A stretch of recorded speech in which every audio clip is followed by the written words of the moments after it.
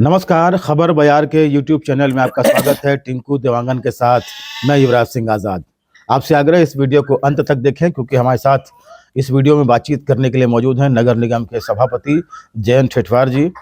जैसा कि हम महसूस कर पा रहे हैं, मौसम सर्द होता जा रहा है, लगातार ठंडक बढ़ती जा रही है, लेकिन सियासी पारा जो है वो गर्माहट लिए हुए है और स्थानीय निकाय के चुनाव के लिए उल्टी गिनती शुरू हो चुकी है।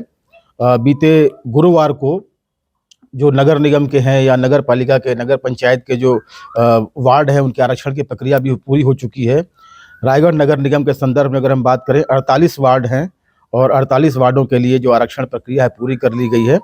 बातचीत करते हैं जयंत ठेठवार जी से, क्योंकि इनसे ये जानना भी ज़रूरी था। इनसे जब पहले हमने बातचीत की थी तो बताया था इन्होंने कि आरक्षण प्रक्रिया हो जाए, उसके बाद फिर बताएंगे क्या स्थिति रहने वाली है। तो जयंत ठेठवार जी, आरक्षण की प्रक्रिया पूरी हो चुकी है और अब काफ़ी लोग ये सोच रहे थे कि जयंत ठेठवार चुनाव लड़ेंगे या नहीं लड़ेंगे। अब कम से कम स्पष्ट कर दीजिए। अभी आरक्षण कल ही पूरा हुआ है और आज वार्डवासियों से जो मेरे सहयोगी हैं, जो मेरे को 1994 से चुनाव में उतारे हैं और आज तक विजय प्राप्त करवा रहे हैं, मैं अपना निर्णय जो है वो उन्हीं लोगों के माध्यम से लेता हूं और आज इस संदर्भ में बातचीत होगी और फिर आज शाम तक जो है वो हम लोग आपस में निर्णय ले लेंगे। ऐसे युवराज जी, ये कोई विषय नहीं है। नहीं, विषय नहीं है, लेकिन सबसे हाई प्रोफाइल सीट जो मानते हैं ना, ये विषय नहीं है, लेकिन हमारे लिए विषय इसलिए है क्योंकि आपके वार्ड को हाई प्रोफाइल सीट माना जाता है। सलीम भाई के वार्ड को हाई प्रोफाइल सीट माना जाता है क्योंकि लगातार आप सातवां चुनाव है आपका और आप हारे नहीं हैं। इसी तरह सलीम भाई का वार्ड भी है। तो हमारा इसलिए बातचीत कर, मैं सलीम भाई से ही बात करूँगा, आपसे ही बात करना इसलिए बनता है क्योंकि बीच में आपकी स्वास्थ्यगत परेशानियाँ थी और लोग ये सोचते थे कि क्या होगा, जयंत ठेठवार चुनाव लड़ेंगे नहीं लड़ेंगे। तो इसको लेकर हमारी आपके वार्ड वासियों से ही बात हुई है। वो चाहते हैं कि आप प्रतिनिधित्व करें इस वार्ड का। तो आपकी क्या राय है, इसके बारे में हम जानना चाह रहे थे। बहरहाल जो वार्ड के आरक्षण की प्रक्रिया हुई है, बहुत से वार्ड ऐसे हैं जहां जो स्थापित नाम हैं वो कहीं ना कहीं दूर हो गए हैं और कुछ लोगों को फ़ायदा हुआ है और कुछ लोग जो है तो प्रभावित नहीं हुए हैं। तो क्या आपको लगता है, अगर पूरे 48 वार्डों में देखें तो आपका क्या इसमें व्यू है, क्या प्रतिक्रिया है आपकी? इसमें जैसे आप मेरे वार्ड से संबंधित यदि बात करेंगे तो मेरे वार्ड से संबंधित ये कटु सत्य है कि हम लोगों का एक ग्रुप है और एक जो राजनीतिक जो गुप्त रहते हैं वो सहयोगी हैं और उनसे विचार करके निर्णय लेंगे, ये कटु सत्य है। और रही बात 48 वार्ड की, तो 48 वार्ड में तो ऐसे है कि ज़्यादा जो है वो फ़र्क आरक्षण से जो है वो कांग्रेस को फ़र्क नहीं पड़ेगा। आंशिक जो है आरक्षण में जो परिवर्तन हुआ है और वो भरपाई जो है कहीं न कहीं से उनकी वाइफ या अन्य सीट से लड़ के कांग्रेस पूरा करेगी। और पूरा ही नहीं करेगी कांग्रेस, मुझे ऐसा लगता है कि आज के राजनीतिक माहौल को देखते हुए, क्योंकि निकाय चुनाव और विधानसभा चुनाव दोनों की तासीर अलग अलग होती है, तो ये एक व्यक्तिगत चुनाव बड़ा नज़दीकी चुनाव होता है, मेरा मानना है।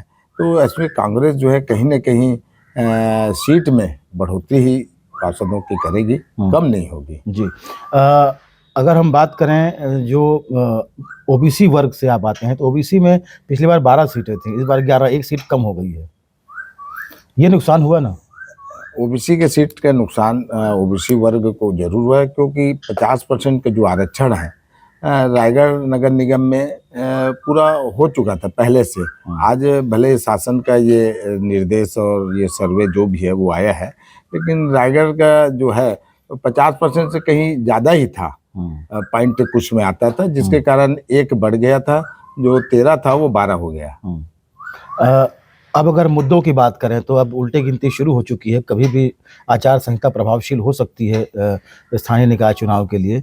अगर हम नगर निगम की बात करें तो किस तरह के मुद्दे हैं जो लेकर कांग्रेस जाएगी और क्या कुछ आपका इसमें मत है? महापौर यदि चुनाव का बात करेंगे तो महापौर चुनाव के लिए अभी और भी प्रत्याशी जो हैं, कई नए प्रत्याशी मन बना रहे हैं। जो अभी सामने नहीं आए हैं, और आरक्षण के बाद ये सब सामने आएगी। और कहीं न कहीं तुलनात्मक चुनाव होता है, और कभी कभी तुलनात्मक चुनाव में भी कमजोरी रहने के बावजूद भी राजनीतिक परिस्थितियां ऐसे उत्पन्न होती है कि कहीं न किसी को लाभ और किसी को नुकसान हो सकता है। इसका प्रमाण रायगढ़ ने कई बार रायगढ़ के मतदाताओं ने दिया है, और जिसको आप भी समझते हैं। जी। अगर हम बात करें तो प्रदेश में सत्ता से दूर हो गई है कांग्रेस, और रायगढ़ के जो विधायक हैं काफ़ी सक्रिय हैं। तो आपको क्या लगता है कि ऐसी परिस्थितियों में क्या कांग्रेस को लाभ मिल पाएगा? इसका कांग्रेस को नुकसान होगा या फायदा होगा? ये इसका प्रभाव जो है, मैं पहले भी कहा कि निकाय चुनाव और विधानसभा चुनाव दोनों अलग अलग होते हैं, इसकी तासीर अलग होती है। निकाय चुनाव में जो राज्य शासन के जो कार्य हैं वो आंशिक रूप से निश्चित रूप से उसमें महापौर के चुनाव में पड़ता है, लेकिन पार्षदों के चुनाव में इसका कोई फर्क नहीं पड़ता।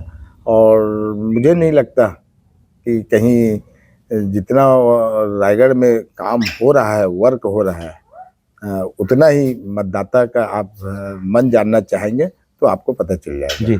एक बड़ा घटनाक्रम हुआ अभी 2 महीने पहले। जेठूराम मनहर जो हैं पूर्व महापौर, जो कांग्रेस की टिकट से महापौर बने थे, उन्होंने कांग्रेस छोड़ दी है और अब निकाय चुनाव में जो है कितना इसको नुकसान मानते हैं? क्या आपका ऑब्जर्वेशन है, क्या कैलकुलेशन है जो जिस तरीके से परिस्थितियां बनी? जेठूराम जी के लिए मैं कहूँगा कि वो तो मेरे सहपाठी थे, और आज भी यदि राजनीति से हट के देखा जाए तो मेरे एक निजी संबंध जेठूराम जी से है, और रहेंगे भी भविष्य में। लेकिन जेठूराम जी से कांग्रेस को लाभ मिला था पहले भी, और आज भी। मेरे को नहीं लगता है कि वो लाभ कांग्रेस को नहीं मिलेगा, आज भी उसका लाभ मिलेगा, क्योंकि जेठूराम जी अभी भी जो है वो कोई पार्टी ज्वाइन नहीं किए हैं, और उसका कांग्रेस से जो है नुकसान नहीं, जेठूराम से कांग्रेस को लाभ ही मिलेगा। जी। अगर हम बात करें पूर्व विधायक प्रकाश नायक की, तो लगातार उन पर हमले हो रहे हैं। किस तरीके से अभी एक नया मामला आया एफआईआर को लेकर, जो विवाद हुआ वहाँ धान मंडी में, तो सारी चीज़ों को लेकर तो शहर में कहीं ना कहीं उनका कुछ वजूद है, राजनीतिक रूप से पूर्व विधायक हैं। तो किस नज़रिए से देखते हैं, क्या होगा उनकी सक्रियता का अगर हम बात करें निकाय चुनाव में? प्रकाश नायक जी के शहर में तो लाभ मिलेगा ही।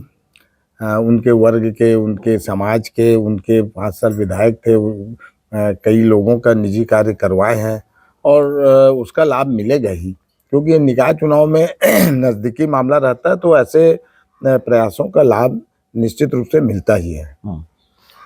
अब चलते चलते ये तो बता दीजिए कि मतलब वार्ड वासियों से आपकी मंत्रणा हो चुकी है लगातार, कुछ तो हिंट करो कि हाँ मतलब चुनाव लड़ रहे हैं कि नहीं लड़ रहे हैं?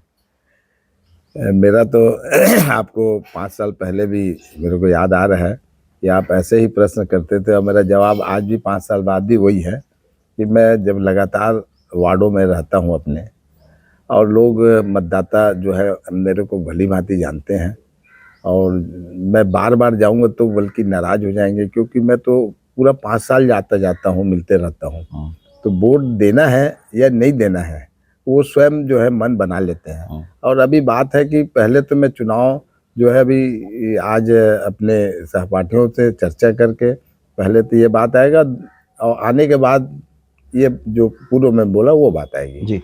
आखिरी सवाल अब आपसे वो ये है कि जिस तरीके से परिस्थितियां बनी हैं, और ये जो वार्ड में अलग अलग तरीके से हम काम को लेकर देखते हैं, विकास कार्यों को लेकर देखते हैं, विकास कार्यों को लेकर क्या उसका फर्क पड़ता है?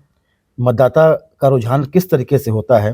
क्योंकि लगातार आप, ये 7वां चुनाव है आपका, 7वीं पंचवर्षीय, और इसके पहले आपने एक बात ये कही थी कि अगर कहीं कोई वार्ड प्रभावित हुआ है तो कांग्रेस उसकी पत्नी को लेकर भी विचार कर सकती है।